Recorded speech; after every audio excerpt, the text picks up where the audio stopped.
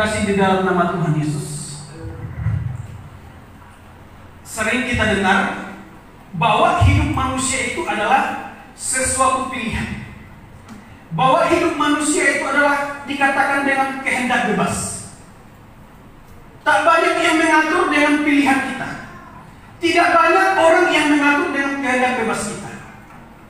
Kita hendak untuk bebas untuk melihat, bebas untuk mengumpul, bebas untuk memilih segala sesuatu. Dan segala sesuatu yang boleh kita planning, segala sesuatu yang boleh kita rencanakan, semuanya bebas, tanpa dikontrol. Namun kalau di dalam keluarga, kalau anak-anak mengambil satu kehendak bebas, pilihan-pilihan yang boleh ditentukan, masih ada orang tua yang bisa memantau. Tapi bagi setiap orang yang dewasa, ditentukan di dalam segala kehendak bebasnya sendiri. Tidak bisa dikontrol oleh Tuhan. Namun kita boleh dituntut sebagai pedoman bagi manusia dalam Alkitab. Namun pertanyaannya, dalam segala kehendak bebas dengan pilihan, apakah kita hidup seturut dengan firman Tuhan atau tidak? Salah satu tokoh yang paling dipakai oleh Tuhan, mari kita buka dalam firman Tuhan 1 Raja-Raja pasal yang ke-11. 1 Raja-Raja pasal yang ke-11 ayat yang pertama sampai ayat yang ke-8. 1 Raja-Raja pasal yang ke-11 ayat yang pertama sampai ayat yang ke-8. Sudah dapat Bapak Ibu?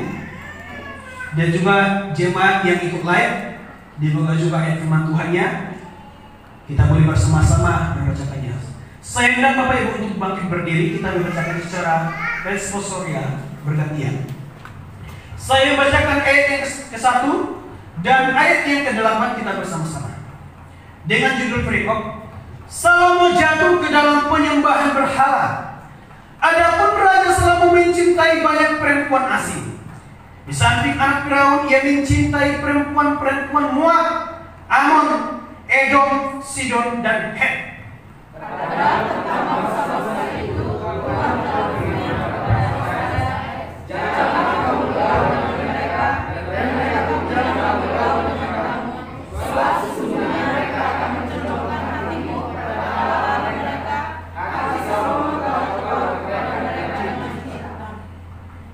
Ia mempunyai 700 istri dari kaum bangsawan dan 300 gundik.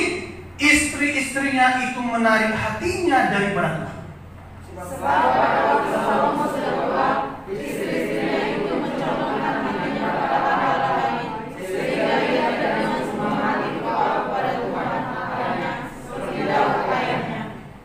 Demikianlah Salomo mengikuti Asiter, dewi orang Sidon, dan mengikuti Milkom, dewa kejijikan sembahan orang Amon.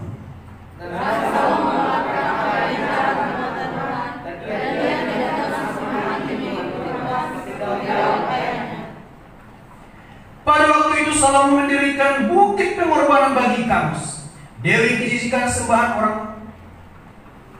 Sekali lagi, ikuti. Pada waktu itu Salomo mendirikan bukit pengorbanan bagi Kamus, dewi kejijikan sembahan orang Moab, di gunung di sebelah timur Yerusalem, dan bagi Molok, dewi kejijikan sembahan Bani Amon. Demikian juga orang-orang di situ.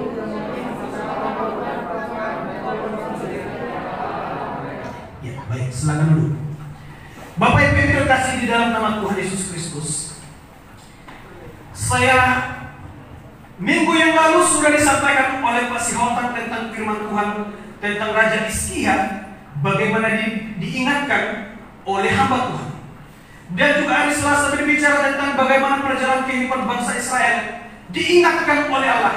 Bahkan juga Tuhan memberikan sesuatu yang bernilai bagi umat Tuhan. Dan pada hari ini kita boleh berbicara bagaimana Salomo adalah raja, Salomo adalah seorang pelayan, Salomo adalah hamba Tuhan, dan Salomo adalah menjadi panutan bagi bangsa Israel sebagai nomor 1 yang dipakai oleh Tuhan. Tapi dikatakan Salomo jatuh dalam penyembahan berhala. Dan berbicara berhala bukan berbicara lagi dengan supranatural yang sifatnya kepada dukun, yang sifatnya segala sesuatu yang berhubungan dengan arwah-arwah, tetapi sifat yang namanya berhala-berhala. Di depan mata kita ada berhala, di dalam hubungan kita dengan Tuhan ada berhala, tapi segala sesuatu menjadi Tuhan yang akan menjadi nomor satu dalam hidup kita. Siapa? Salomo adalah hamba Tuhan yang dipakai oleh Tuhan. Kalau kita melihat, dia adalah orang yang berhikmat yang dipakai oleh Tuhan. Dia adalah orang yang hebat, tokoh yang dipakai oleh Tuhan. Pertanyaannya, di manakah hikmat Salomo ketika dia jatuh? Tema kita pada pagi ini, taat dan setia melakukan ketetapan Tuhan atau menepati segala janji. Kalau orang menikah, tentunya ada ikrar. Kalau orang menikah, ada ikrar yang harus diucapkan. Terlebih dahulu kepada Tuhan dan terlebih juga kepada jemaat yang mendengarkan, sebagai audiens yang mendengarkan segala janji-janji mereka. Nah, berbicara dengan ikrar adalah sesuatu apa? Sesuatu najar kita kepada Tuhan. Sesuatu najar atau sesuatu janji yang harus kita pertanggungjawabkan, yang harus dipertanggungjawabkan setiap hamba-hamba Tuhan. Tapi kita berbicara bagaimana kehidupan Salomo. Ketika pertama kali Tuhan menampakkan diri kepada Salomo, berbicara tentang hikmat. Cuma satu yang diminta oleh hikmat. Cuma satu yang diminta oleh Salomo adalah hikmat. Masih Tuhan mengatakan tidak lagi kamu tak minta? Tidak. Hanya hikmat saja. Kekayaan? Tidak. Apalagi? Segala sesuatu yang perlengkapan untuk dibangun? Tidak.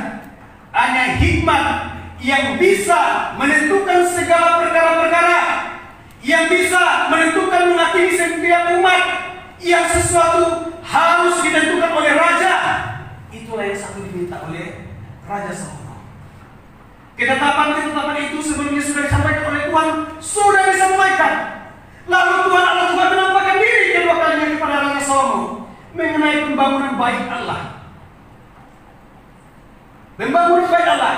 Lalu disitulah disampaikan dengan keras, dengan ketetapan-ketetapan yang boleh saya sampaikan, yang boleh kamu dengarkan, yang boleh kamu lakukan, hendaklah kamu melakukannya dengan setia. Seperti apa?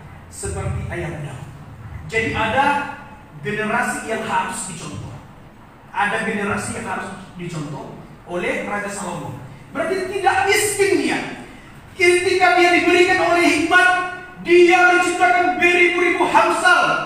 Dia menulis juga kitab pengkhotbah, kitab Kidung Agung.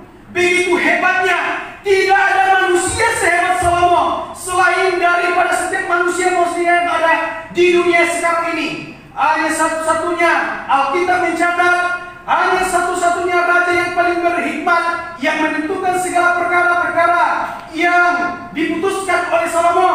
Tidak ada hikmat di luar daripada bangsa-bangsa lain. Hanya dialah yang paling berhikmat dari seluruh manusia. Di manakah hikmat Salomo ketika dia jatuh? Kejatuhan Salomo ketika apa? Ketika dia begitu banyak mencintai istri. Berapa istrinya kira-kira?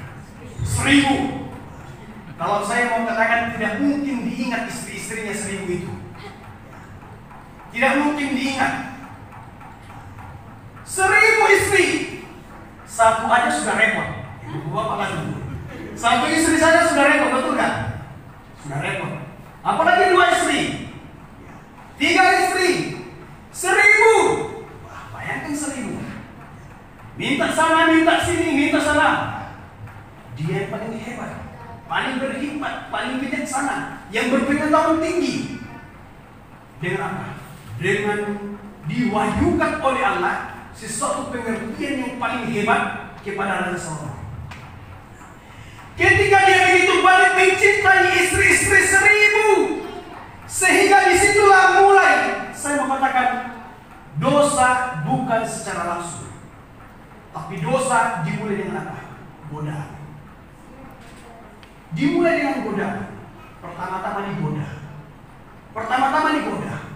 dinikmati satu, dinikmati dua, dinikmati tiga. Akhirnya apa? Nikmat. Karena kata dasarnya adalah nikmat. Dinikmati satu, dinikmati dua, akhirnya menjadi nikmat. Kenikmatan sementara.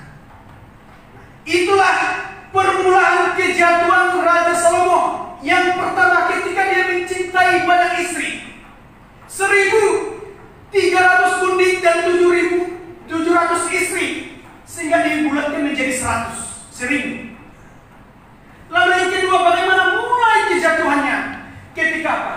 Ketika dia mulai mencintai istri orang asing. Kenapa tidak boleh dicintai oleh orang asing? Sebab disitulah ketetapan Tuhan disampaikan oleh kepada Raja Salomo.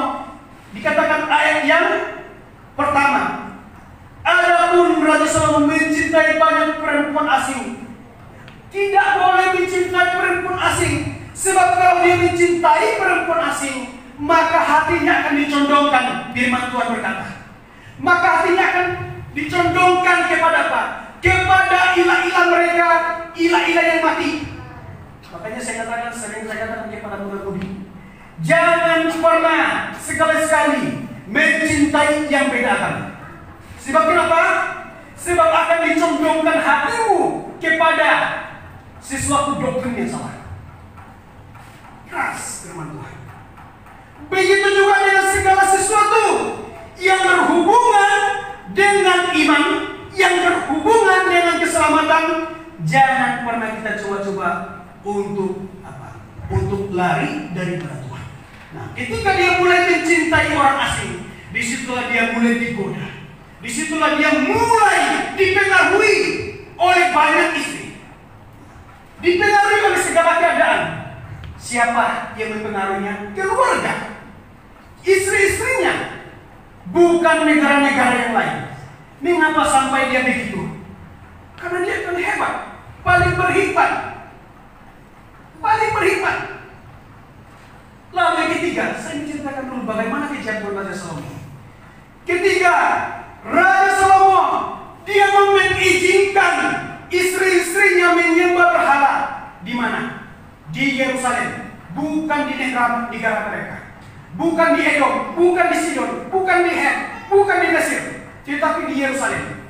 Seandainya ada pemimpin kita untuk dibuat secara apa? Dibuat secara di Indonesia boleh poligami, di Indonesia boleh berhubungan dengan homoseksual dan lain sebagainya, boleh diizinkan dengan cip-cip yang lainnya. Bagaimana? Raja Salomo mengizinkan, ya, bahkan membiarkan istri-istrinya untuk mendirikan berhala-berhala suatu kejijikan bagi Tuhan. Dia mengizinkan. Pertama kali dia mengizinkan. Lalu yang keempat, disitulah mulai ketika dia mulai mengizinkan, dia mulai tertarik ketika masa mana? Ketika masa tuanya. Kalau orang tua sudah tua, tak ada lagi gairah untuk apa? Tak ada lagi gairah untuk menolak. Tidak ada kekuatan untuk menolak. Ya sudahlah, dirikanlah bukit sembahan-sembahanmu. Ya, mungkin begitulah perkataan Raja Salomo. Ya, mana tahu mungkin istri-istrinya merengek-rengek, ayo pi, ayo pa, ya kan? Sehingga oh iya, ayo dirikanlah di situ di bukit Yerusalem sembahan-sembahanmu. Kalau laki-laki menggoda kita dengan merengek-rengek, pertanyaan. Kalau perempuan meminta kepada laki-laki untuk merengek-rengek, hati-hati. Tetapi Raja Salomo ketika dia mulai mengizinkan, maka dia tertarik, dikatakan dalam ayat yang keempat. Sebab Salomo, pada waktu Salomo sudah tua, istri-istrinya mencondongkan, kalimat mencondongkan, mengarahkan hatinya kepada apa? Kepada ilah-ilah. Disitulah mulai kejatuhan Raja Salomo, mencintai segala berhala-berhala. Coba bayangkan, kita yang sederhana dipakai oleh Tuhan, Salomo yang dipakai oleh Tuhan hebat dari segala manusia. Salomo yang begitu hebat, yang begitu bijaksana, yang begitu banyak hikmat, jatuh. Kenapa? melanggar segala ketetapan-ketetapan Tuhan, tidak taat, tidak setia. Apalagi kita kalau kita tidak mengindahkan segala firman. Kalau kita tidak mengindahkan segala firman. Kalau saya baca dalam ketika banyak istri-istrinya ada kecemburuan bagi yang belum menikah. Itulah. Ya dapat istri 1000 kan? Kita yang sudah lama untuk menanti-nantikan, lama juga jumpanya. Tapi intinya tetap berdoa bagi pasangan yang belum menikah. Termasuk saya. Nah, Bapak Ibu yang terkasih di dalam nama Tuhan, tema taat dan setia melakukan segala ketetapan-ketetapan Tuhan. Satu, dengan poin penting, harus memiliki sikap dalam kerendahan hati. Selalu menganggap dirinya paling hebat, paling pintar, paling kuat. Jika kita merasa paling hebat, paling kuat, paling pintar, paling bijaksana, paling berhikmat, kita harus hati-hati. Sebab dikatakan firman-Nya, jikalau engkau mengatakan engkau teguh berdiri di hadapan Tuhan, hati-hati. Sebab semakin engkau teguh, semakin engkau tinggi segala perkataan-perkataanmu yang begitu berkuasa kepada jemaat, begitu berkuasa dengan perkataan dengan kepada semua orang, mengatakan aku ini paling hebat, paling pintar. Berhati-hatilah. Sebab segala apa yang diungkapkan, engkau harus benar-benar hati kepada Tuhan. Salomo begitu rendah hati menerima hikmat, begitu dengan polosnya. Kalau mula-mula orang bertobat, begitu gairah untuk memuji Tuhan. Mula-mula dia bertobat begitu begitu terharunya mencintai Tuhan. Tapi dalam perjalanan belum sampai di situ perjalanan hidup kita. Belum sampai di situ. Jadi ada dinamiknya yang harus kita tantang ke depan, bukan lagi di belakang. Sebab di belakang kita sudah bereskan. Tapi yang di depan itulah yang menjadi persoalan. Antara menang atau kalah. Itu menjadi rahasia bagi pribadi. Antara menang atau kalah. Salomo jatuh ke empat-empatnya yang boleh saya sampaikan. Ketika dia mencintai banyak istri, ketika dia mencintai orang asing, ketika dia mulai mengizinkan istri-istrinya untuk menyembah berhala, lalu mencondongkan hatinya, mulailah dia tertarik. Oh, inilah sembahan istri-istriku, aku ikut. Aku ikut. Aku mau tertarik, begitu istimewanya, begitu menawannya sembahan-sembahanmu, air pujahan hatiku. Begitulah sesuatu yang memikat hati Salomo, sehingga apa? Menjadi menyimpang dalam segala kebenaran. Firman yang telah diwahyukan oleh Tuhan kepada Salomo, hikmat. Apakah hikmat itu kabur? Apakah hikmat itu hilang bagi Raja Salomo? Tuhan membiarkan segala sesuatu yang telah dilakukan oleh manusia. Tuhan membiarkan. Tapi apakah sadar akan segala tindakan-tindakannya? Salomo, Tuhan membiarkan Raja Salomo untuk menikmati segala sesuatu kebebasan dalam hidupnya. Karena begitu mewah istana-istana yang boleh didirikan oleh Raja Salomo. Sehingga disitulah mulai dia mencintai Allah yang mati. Mulailah dia meninggalkan Tuhan. Mulailah dia melanggar segala ketetapan-ketetapan Tuhan. Apa janji kita kepada Tuhan? Apa janji kita kepada Tuhan mulai dari tahun kemarin sampai sekarang?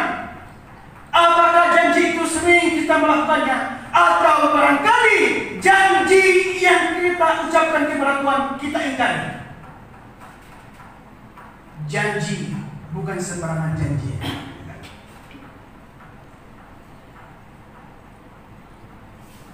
Salomo begitu kaya dipakai oleh Tuhan.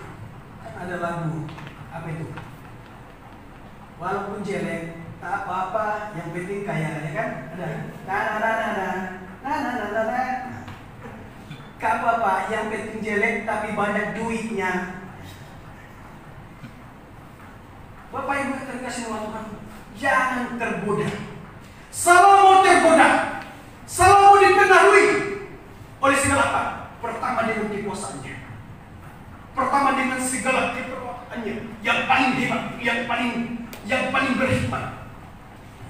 Tapi yang paling penting, ketika kita memiliki semuanya itu, baik kekayaan, baik segala sesuatu yang diberikan oleh Tuhan, segala kebaikan, segala kemewahan yang telah dikecap oleh manusia, jangan pernah mudah untuk lupa dengan segala apa yang Tuhan beri. Pertama-tama kalau kita miskin, mungkin kita menangis, meminta segala sesuatu. Ketika Tuhan berikan, nah, nikmatilah dan kelola. Tapi lebih sering Tuhan firman Tuhan menentang kepada apa? Kepada orang-orang yang kaya. Sebab kenapa? Ketika sudah kaya, bebas melakukan segala sesuatu. 3 hal yang mempengaruhi kehidupan Salomo: tahta, harta, dan wanita. Kita apa yang dipengaruhi? Hendaklah kita rendah hati. Salomo begitu merasa hebat, sombong, segala sesuatu yang dia miliki dari Tuhan. Dia tahu bahwa dia tidak akan pernah jatuh dalam dosa. Dia tahu bahwa tidak akan pernah dia tergelincir dari sedikit pun dalam segala tindakan-tindakannya. Jikalau kita mengatakan, aku percaya, aku tidak akan pernah takut, tidak pernah jatuh, tidak pernah apa, tidak pernah takut segala apa yang saya lakukan, engkau harus berhati-hati. Ketika anak-anak mungkin, ayo nak, mandi, aku sudah tahu, ya, ayo mandi, ya. Ketika pertama kali saya dengar si Berry disuruh, ya kasih sandalmu, kamu mandi, aku sudah dewasa, itu kan. Kalau kita suruh anak-anak dikatakan, aku sudah dewasa, aku sudah tahu. Berhati-hati segala sesuatu yang diucapkan. Jika kita mengungkapkan, lakukan dengan segala apa, komitmen dengan segala prinsip kita. Kita harus rendah hati. Jangan merasa hebat. Hamba-hamba Tuhan, pemimpin-pemimpin harus bisa membatasi diri. Baik para pelayan-pelayan harus bisa membatasi diri. Sebab kenapa? Sebab hati kita akan dicondongkan segala pergaulan. Oleh karena pergaulan Salomo lah, akhirnya dia mencondongkan hatinya kepada berhala. Kenapa begitu kasar dikatakan, engkau telah meninggalkan aku, Salomo. Begitu sakit hatinya Tuhan, melukai hati Tuhan, membuat perselingkuhan kita kepada Tuhan, sehingga kenapa? Muka dan kecewa. Dalam Keluaran 20 ayat yang ketiga dikatakan, jangan engkau menyembah Allah lain. Kenapa? Sesuatu kejijikan, mentuhankan segala sesuatu yang diciptakan oleh manusia, sesuatu kejijikan kepada Tuhan.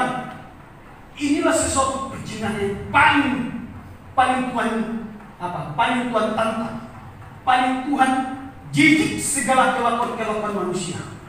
Dari pertama kali mulanya Tuhan menghancurkan setiap umat Tuhan. Karena apa? Karena perzinahan. Mulai dari Nuh, Tuhan menghukum setiap manusia-manusia yang berkawin campur. Tuhan menghukum dengan air bah.